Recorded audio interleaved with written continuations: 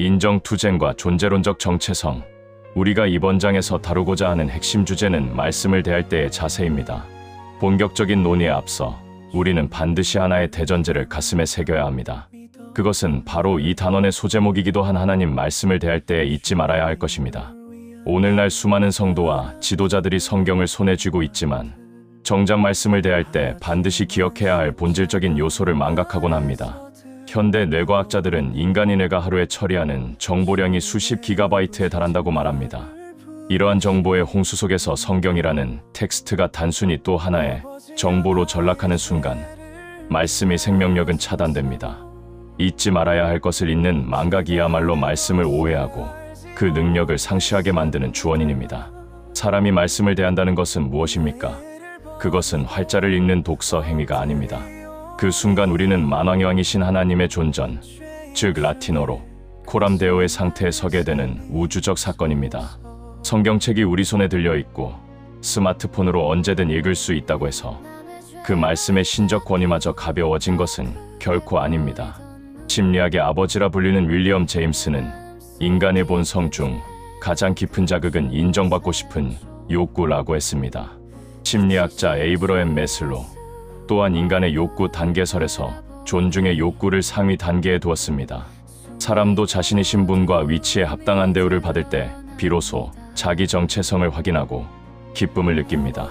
저 역시 목사로서 누군가 진심으로 존중하며 목사님이라고 불러줄 때 단순한 명예심 때문이 아니라 내가 목사로서 올바로 살고 있구나라는 정체감의 희열을 느낍니다. 이것은 사회학자 악셀 호네트가 말한 인정투쟁을 넘어선 존재 가치의 확인입니다.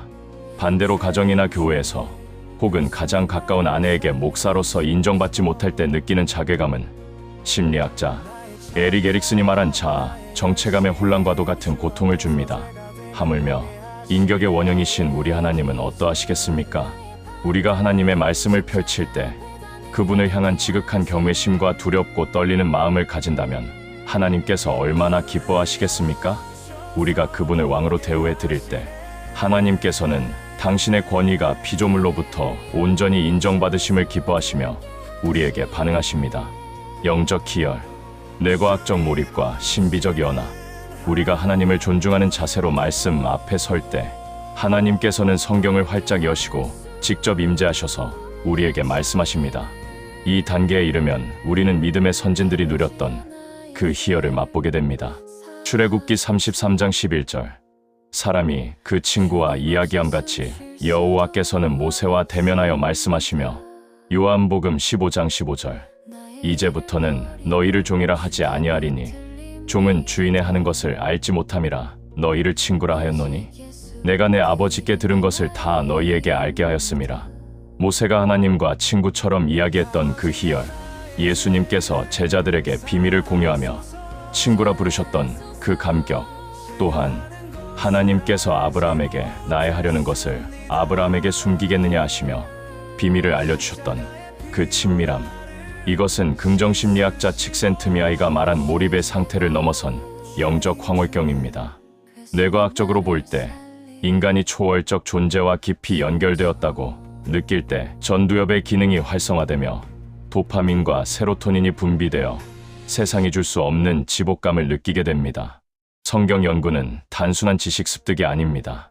하나님과의 1대1 독대이며 그 과정에서 남들이 알 수 없는 하나님의 비밀을 깨닫는 신비한 체험입니다. 이 경이로운 희열이 말씀을 대하는 여러분의 심령에 가득하기를 축복합니다. 제2장 성경 해석의 절대 원칙, 시스템 이론과 성령의 알고리즘. 하나님은 어떤 사람을 쓰실까요? 능력이 탁월한 자가 아니라 하나님이 보시기에 불쌍히 여길 만한 겸손함을 지닌 자를 쓰십니다. 그 겸손함의 핵심은 성경은 성경으로 해석해야 한다는 원칙을 지키는 것입니다.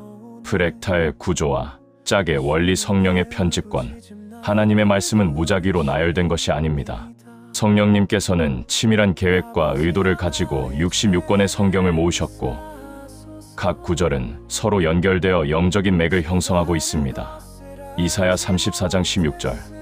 너희는 여호와의 책을 자세히 읽어보라. 이것들이 하나도 빠진 것이 없고 하나도 그 짝이 없는 것이 없으리니 이는 여호와의 입이 이를 명하셨고 그의 신이 이것들을 모으셨음이라. 위 말씀에서 주목해야 할 단어들이 있습니다. 여호와의 입, 정보의 발신자이자 기원입니다. 그의 신, 성령님은 말씀의 수집가이자 편집자이십니다. 성령께서 말씀을 모으셨다는 것은 창세기부터 요한계시록까지 관통하는 하나의 거대한 맥락이 존재한다는 뜻입니다. 이는 현대 수학의 프랙탈 이론이나 물리학의 홀로그램 우주론과 유사합니다. 작은 조각 하나에도 전체의 정보와 구조가 담겨 있는 것처럼 성경의 각 구절은 전체 성경의 진리와 유기적으로 연결되어 짝을 이룹니다. 컵을 만든 사람이 그 컵의 용도를 가장 잘 설명할 수 있듯이 성경을 기록하고 모으신 성령님께서 조명해주지 않으시면 우리는 말씀의 진리를 알 수 없습니다. 그러므로 참된 해석이란 어떤 특정한 본문을 그 본문과 영적 맥을 같이 하는 다른 성경 구절들로 비추어 볼 때 비로소 가능해집니다. 최소한 5군데 이상 맥을 같이 하는 본문을 찾아 교차 검증할 때 우리는 자의적 해석의 오류에서 벗어나 진리에 도달할 수 있습니다. 제3장 인식론적 한계와 성령의 조명, 사사로이 풀지 말라. 베드로 사도는 성경 해석에 있어 인간의 교만을 철저히 경계합니다. 베드로후서 1장 20절로 21절. 먼저 알 것은 경의 모든 예언은 사사로이 풀 것이 아니니 예언은 언제든지 사람의 뜻으로 낸 것이 아니요 오직 성령의 감동하심을 입은 사람들이 하나님께 받아 말한 것임이니라. 여기서 먼저 알 것은이라는 표현은 해석학적 우선순위를 강조합니다. 성경을 읽기 전에 가장 먼저 깨달아야 할 전제 조건은 성경은 사람의 뜻에서 나온 것이 아니다라는 사실입니다. 이해를 돕기 위해 생물학자 폰 윅스킹의 움벨트 개념을 빌려 설명해 보겠습니다. 인간이 개미를 너무나 사랑하여 그들을 구원하고자 합니다. 하지만 개미는 인간의 고차원적 언어를 이해할 수 없습니다. 인간의 위대함과 구원 계획을 알리기 위해 사람은 고민 끝에 개미의 언어로 글을 써서 개미들에게 줍니다. 이것은 엄청난 은혜입니다. 신학적으로는 신적 적응이라 합니다. 무한하신 하나님께서 유한한 인간의 언어로 당신의 뜻을 계시해 주신 것입니다. 그런데 이 개미들이 이건 우리 개미의 글로 쓰였으니 우리 개미들의 사상과 경험, 지식으로 해석하면 된다라고 주장하며 교만하게 덤빈다면 어떻겠습니까? 이것이 바로 사사로이 푸는 것입니다.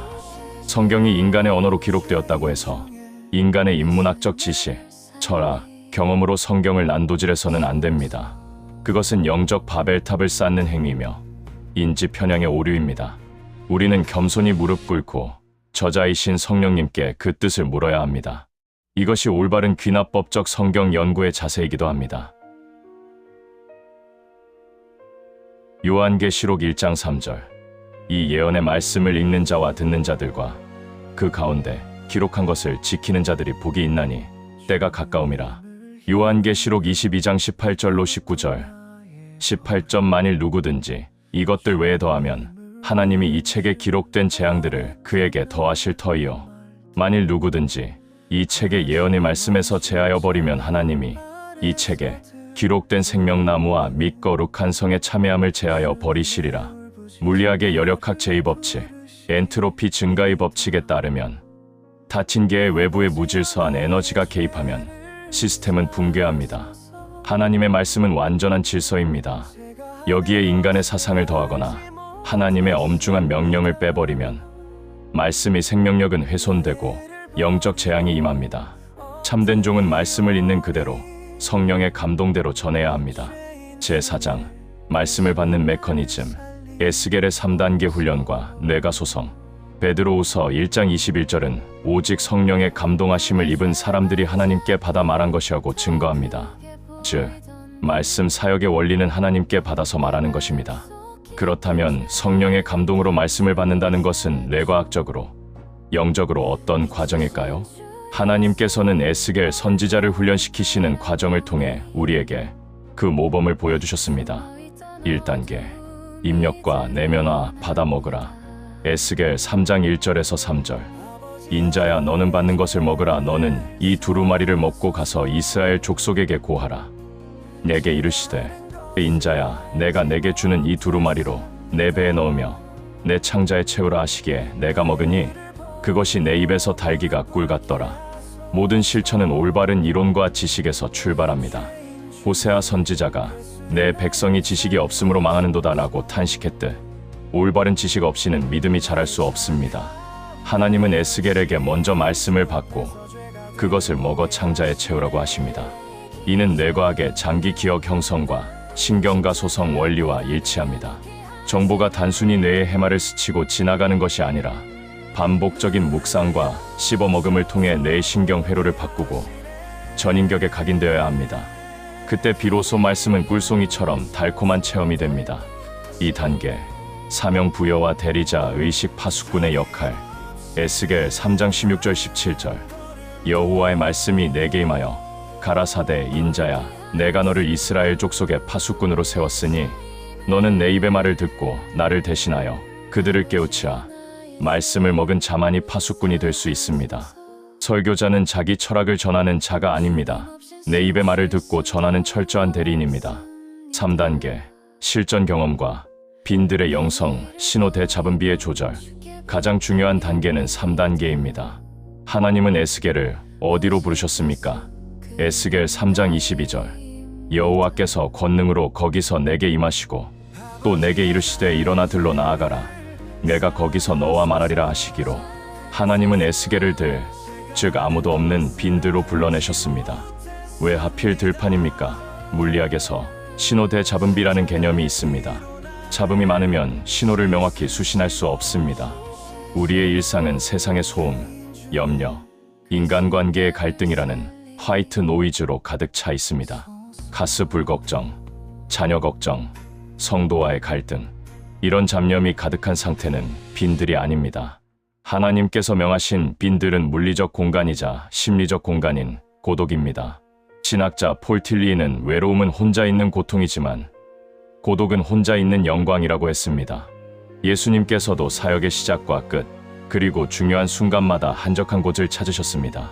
베드로가 만선의 기적을 체험하기 전 주님은 배를 육지에서 조금 뛰기를 청하셨습니다.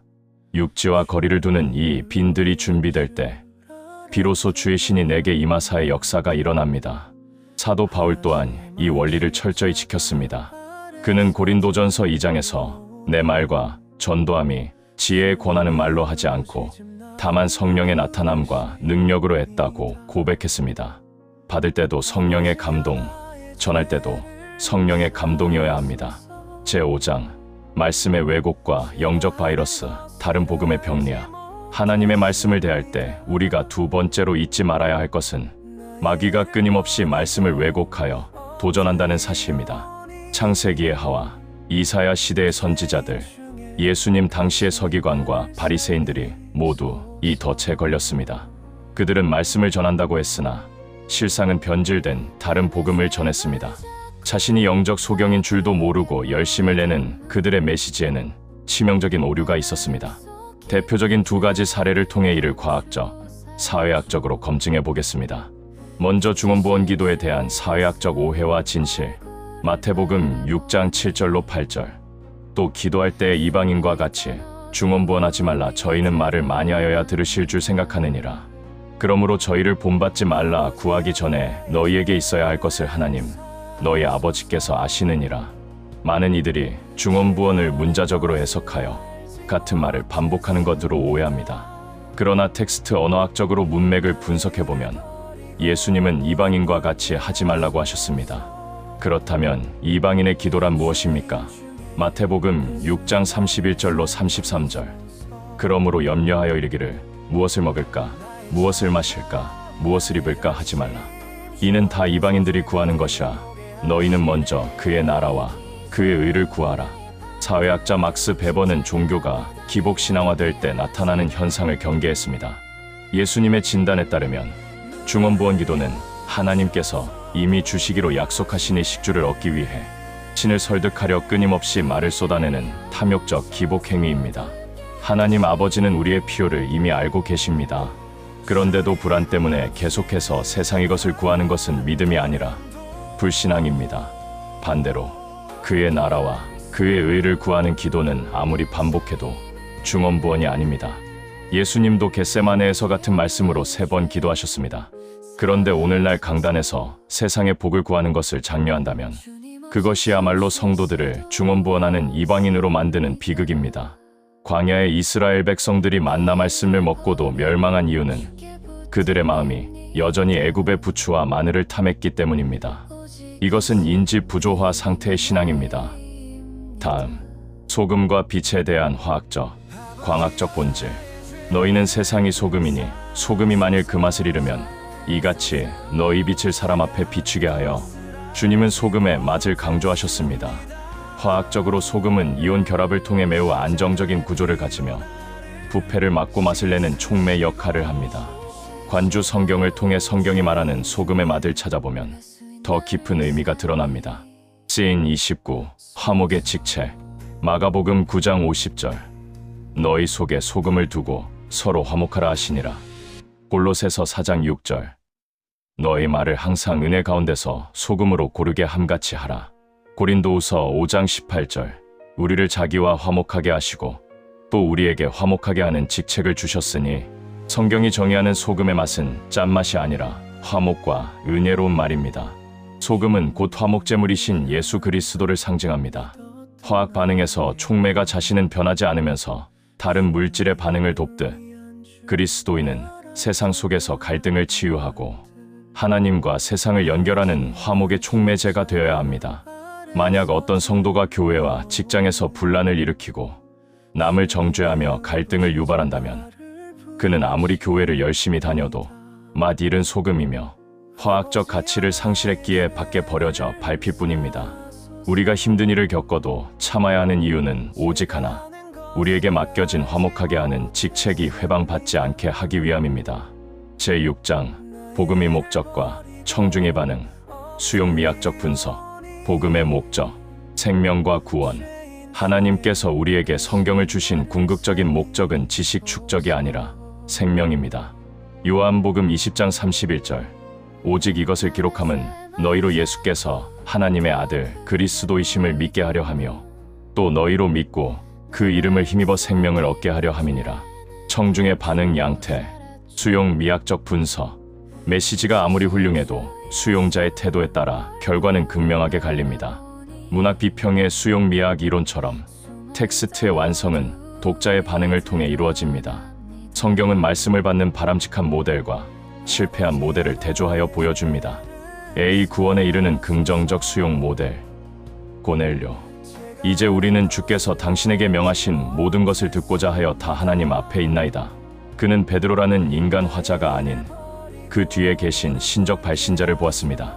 데살로니가 교인, 너희가 우리에게 들은 바 하나님의 말씀을 받을 때에 사람의 말로 아니하고 하나님의 말씀으로 받음이니 이는 인간의 언어를 신의 말씀으로 변환하여 듣는 영적 청취 능력입니다. 베레아 사람, 간절한 마음으로 말씀을 받고 이것이 그러한가 하여 날마다 성경을 상고 묵상함으로 이는 맹신이 아니라 건강한 탐구 정신을 가진 지성적 신앙입니다. 비멸망에 이르는 부정적 수용 모델. 롯의 사위들, 하나님의 심판 경고를 농담으로 여겼습니다. 이는 심리학적으로 정상성 편향입니다. 다가올 위기를 애써 무시하고 일상이 계속될 것이라 믿는 뇌의 오류가 그들을 멸망으로 이끌었습니다. 롯이 아내, 말씀보다 세상 미련이 커서 뒤를 돌아보다 소금 기둥이 되었습니다. 생명력을 잃고 화석화된 신앙의 말로입니다. 광야의 이스라엘, 하나님을 시험하고 원망하다가 멸망했습니다. 신뢰 관계의 파괴를 의미합니다. 맺은 말, 왕의 메신저들이여 권위를 회복하라. 사랑하는 동역자 여러분, 그리고 구독자 여러분, 성경은 단순한 도덕 교과서가 아닙니다. 살아계신 하나님의 호흡이 담긴 영원한 생명의 책입니다. 이 책을 해석하고 전하는 우리는 왕의 메신저입니다. 왕의 편지를 배달하는 자가 자기 마음대로 내용을 뜯어고치거나 사견을 섞어서 전달한다면 그는 충신이 아니라 반역자입니다. 지적 겸손, 내 지식과 경험을 내려놓고 성경이 성경을 해석하게 하십시오. 존재적 고도, 세상의 소음을 차단하고 빈들로 나아가 성령의 주파수에 접속하십시오. 화학적 변화, 기복신앙과 분쟁을 버리고 화목과 생명을 전하는 촉매제가 되십시오. 현상학적 경외, 말씀 앞에 설 때마다 하나님 존전에 서 있음을 기억하십시오. 우리가 이 자세를 회복할 때 강단에서 선포되는 말씀은 다시금 살아서 운동력이 있어 미영과 홈과 관절과 골수를 찔러 쪼개는 역사가 일어날 것입니다. 이 거룩한 말씀의 권위가 여러분의 삶과 사역 위에 충만하시기를 주 예수 그리스도 이름으로 축복합니다. 감사합니다. 진리의 빛 등대 TV입니다. 구독과 좋아요는 영상 선교에 큰 힘이 됩니다.